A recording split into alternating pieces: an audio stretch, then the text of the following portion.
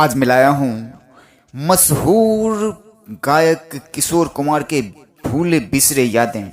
जी हाँ दोस्तों, किशोर कुमार के बारे में एक किस्सा मशहूर है कि वह खंडवा से बम्बई अभिनेता बनने के लिए आए थे।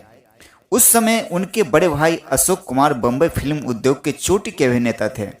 एक बार वो अशोक कुमार के बॉम्बे टॉकीज में वाले दफ्तर गए। उस दफ्तर के अहाते में वो सहगल का एक गाना गुनगुना रहे थे कि मशहूर संगीतकार खेमचंद्र प्रकाश जिद्दी फिल्म की धुन पर काम करने के बाद थोड़ा आराम करने के लिए बाहर निकल आए। जैसे ही उन्होंने किशोर कुमार को गुनगुनाते सुना, उन्होंने उनसे अंदर आकर मिलने के लिए कहा। जब वो अंदर आए तो उन्होंने उनके सामने हारमोनियम रखा और वो गीत गाने के लिए कहा जो वो बाहर गा रहे थे।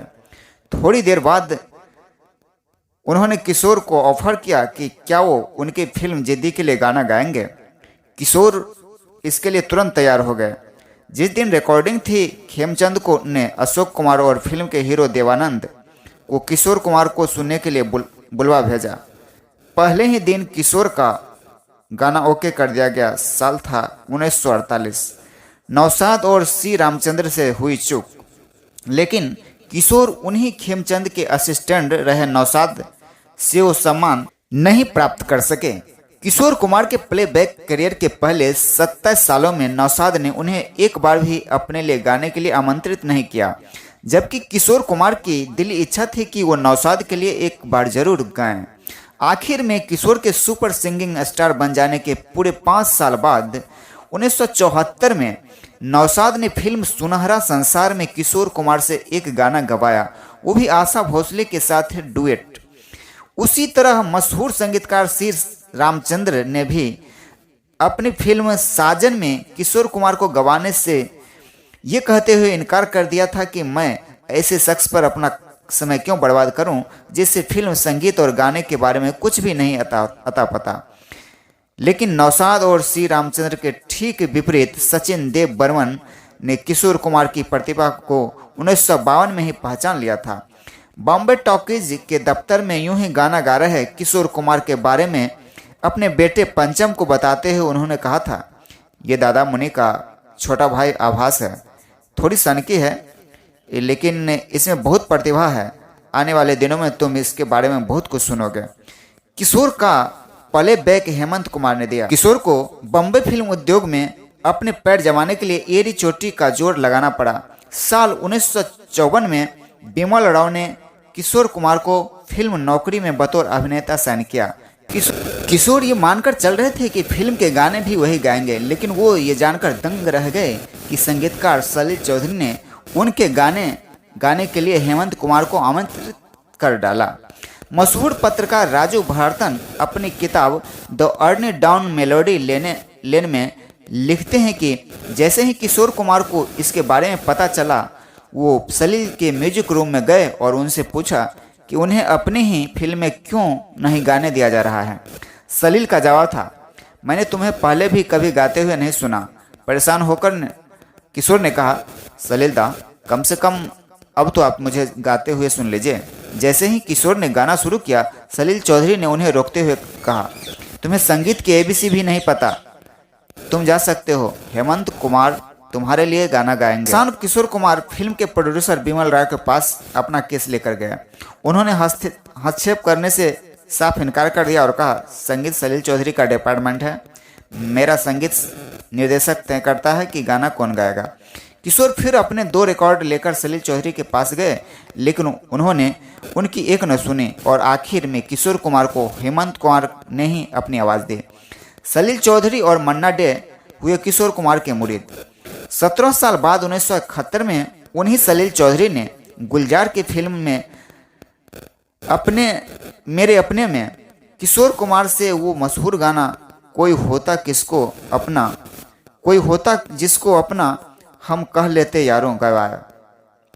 बाद में सलील ने खुद स्वीकार किया, मैं खेमचंद को इस लड़के की चमक पहचानने के लिए सैल्यूट करता हूँ।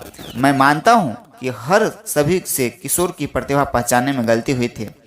किशोर कुमार ने शास्त्रीय गायन की कभी कोई ट्रेनिंग नहीं ली, लेकिन इसके बावजूद हिंदी सिनेमा में शास्त्रीय गायन के दिग्गज और साल 2005 में पद्म भूषण और साल 2007 में दादा साहब फाल्के पुरस्कार से सम्मानित मन्ना डे ने अपनी आत्मकथा memories come alive and autobiography में स्वीकार किया था, मुझे शास्त्रीय संगीत न जानने वाले किशोर कुमार के साथ गाने में घबराहट महसूस होते थे।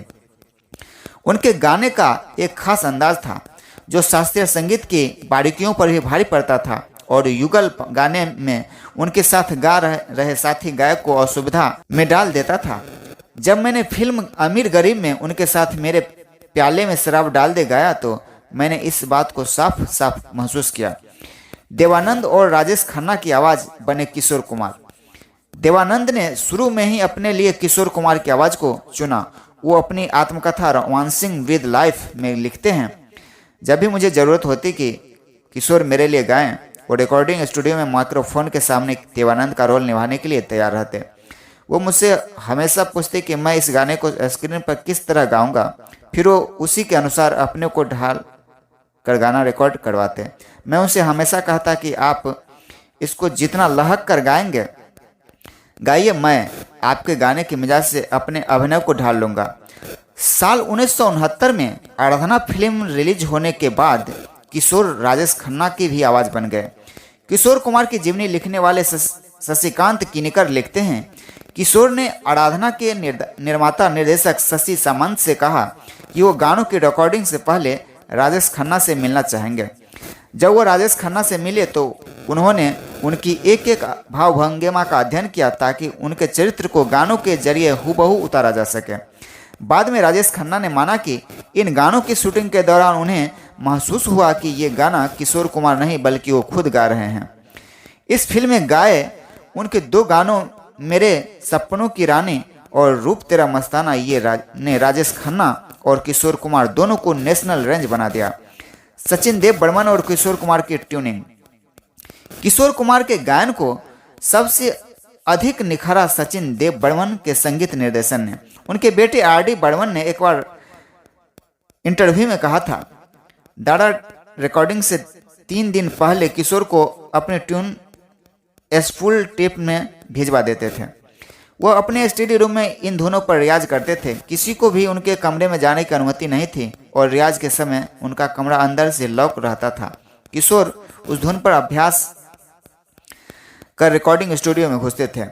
एक बार एस.डी. बर्मन को याद करते हुए किशोर कुमार ने भी कहा, एस.डी. बर्मन की एक अजीब आदत थी, वो अपने गायकों को फ़ोन करते थे और उनकी आवाज़ सुनकर बिना बात किए फ़ोन रख देते थे। ये उनका अपने गायक की गले की हालत परखने का अपना अंदाज हुआ करता था। एक दिन देर रात उन्होंने मुझे फ़ोन कर कोरा कागज था ये मन मेरा की धुन सुनाई। हम दोनों जल्दी सो जाया करते थे और सुबह तड़के उठते थे। उस दिन दादा ने मेरी आवाज़ सुनकर फ़ोन रखा नहीं बल्कि मुझे वो गाना गाने के लिए कहा। मुझे जोरों की नींद आ रही थी। उन्हें गाना सुनाते समय भी मैं जम्हाया भर रहा था, लेकिन पूरी तरह संतुष्ट हो जाने के बाद ही उन्होंने मुझे दोबारा सोने की इजाज़त दे दी। किशोर कुमार की हरकतों से परेशान होती थी लता मंगेशकर। एक बार लता मंगेशकर से पूछा गया था कि आपको किसके साथ डुएट गाने में सबसे अधिक मज़ा आया, तो उन्होंने किशोर कुमार का नाम लिया था, लेकिन उन्होंने भी ये स्वीकार किया कि उन्हें किशोर के साथ डुएट गाने में बहुत दिक्कत भी होती थी। लता का कहना था कि गाते समय उनके संगीत और गायन को लेकर कोई समस्या नहीं होती थी, मगर जिस तरह वो हंसाते हंसाते पेट में दर्द करा देते थे उसको संभालना मुश्किल होता था। आप कितना भी सीरियस क्यों ना हो, जब आप अंतरों में तान ले रहे हों या हरकत दिखा रहे हों, किशोरदा कोई ऐसी बेवकूफ़ी भरा इशारा करते थे जिससे आपका ध्यान गाने से हट जाए। कई बार हम लोग गाने के को बीच में रुकवा कर उनसे मिन्नत करते थे, दादा पहले शांति से गाना रिकॉर्ड करवा दो, फिर ये सब कर लेना। दिलचस्प बात ये भी थी कि वो कितना भी उछल कूद और हंसोर हरकतें क्यों न कर रहे हों, खुद उन सब से बाहर रहकर गंभीर मुद्रा में गाते थे। अदृश्य लड़के से बातचीत। फिल्म गायन से जुड़े हर व्यक्ति के पास किशोर कुमार से जुड़े अनेकों किस्से हैं। आशा भोसले बताती हैं, किशोरदा अक्सर एक ऐसे लड़के के साथ रिकॉर्डिंग करवाने आते थे जो दिखाई नहीं देता था। वो उससे लगातार बातें करते, चुटकुले सुनाते और जोर का ठहाके लगाते। कभी कभी वो मुझे भी उन दोनों की बातचीत में शामिल होने का न्योता देते। मुझे ये थोड़ा अजीब जरूर लगता, लेकिन हम लोगों का जबरदस्त मनोरंजन हुआ करता। इसी तरह की एक कहानी आर.डी. बर्मन सुनाया करते। मैंने किशोर कुमार को बॉम्बे टॉकीज के दफ्तर में देखा जरूर था, लेकिन उनसे पहली बार 1952 में मिला।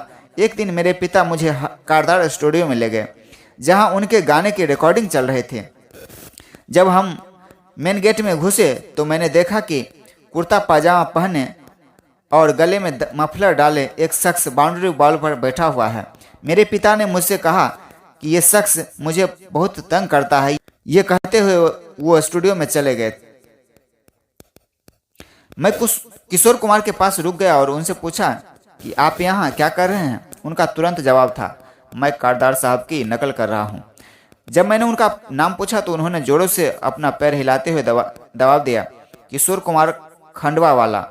इस बीच उनका एक जूता नीचे गिर गया। मैंने वो जूता उन्हें उठाकर दे दिया। मैंने उनसे पूछा, कहीं आप अशोक कुमार के भाई तो नहीं हैं? उनका जवाब था, हाँ, और इसलिए मुझे काम नहीं देता। फिर वो अशोक कुमार और मेरे पिता की नकल करने लगे। उन्हें देखकर हंसते हंसते मेरे पेट में बल पड़ गए। बढ़िया खाले करा गजक। किशोर कुमार के जीवनकार डेरेक बोस अपनी किताब Kishore Kumar method in madness में उनसे जुड़े कुछ और किस्से सुनाते हैं। वो अपने गार्डन में पेड़ों से किया करते थे। उन्होंने उनको बाकायदा नाम दे रखे थे, जनार्दन, रघुनंदन, बुद्धूराम, गंगाधर वगैरह वगैरह। उन्होंने अपने घर के पिछवाड़े झूले लगवा रखे थे और उनमें बच्चों की तरह झूला करते थे। अमित खन्ना ने एक बार रविवार की दोपहर किशोर कुमार को बैटरी से चलने वाले खिलौनों के बीच बैठे हुए देखा, जिन्हें उन्होंने एक साथ स्विच ऑन कर रखा था। जब भी वो अपनी किसी नज़दीकी से मिलते थे तो उनका पहला वाक्य होता था, बढ़िया खाले करारे गजक, चाहे इसका जो भी मतलब कोई निकाले। कुत्ता बनकर ओपी रहलन का हाथ काटा।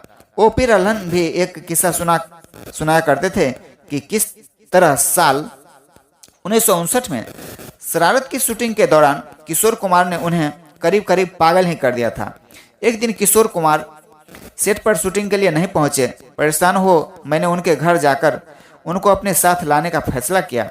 जब मैं उनके घर पहुंचा तो वो वहां मौजूद तो थे, लेकिन उन्होंने कुत्ता की तरह अपने गले में एक पट्टा बांध रखा था।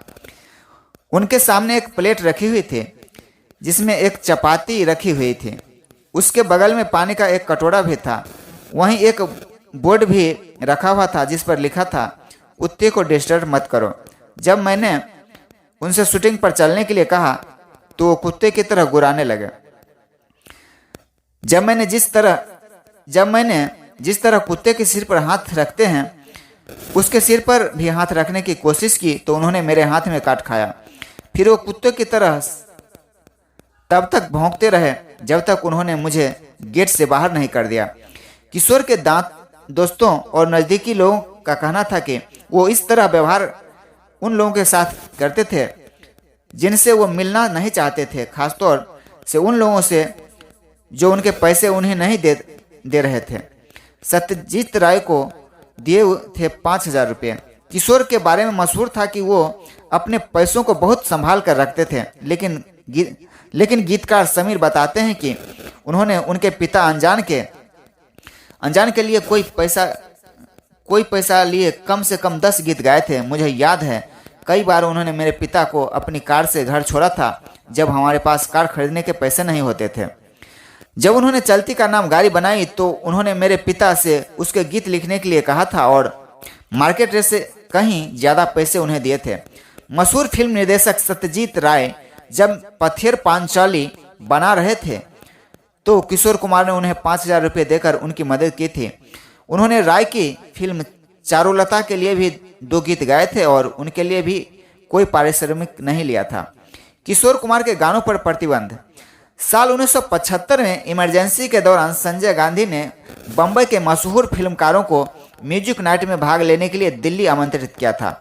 कई आमंत्रित लोग दिल्ली गए थे, लेकिन किशोर कुमार ने न सिर्फ इस आमंत्रण को ठुकरा दिया था बल्कि स्पष्टीकरण भी नहीं दिया कि उन्होंने ऐसा क्यों किया था।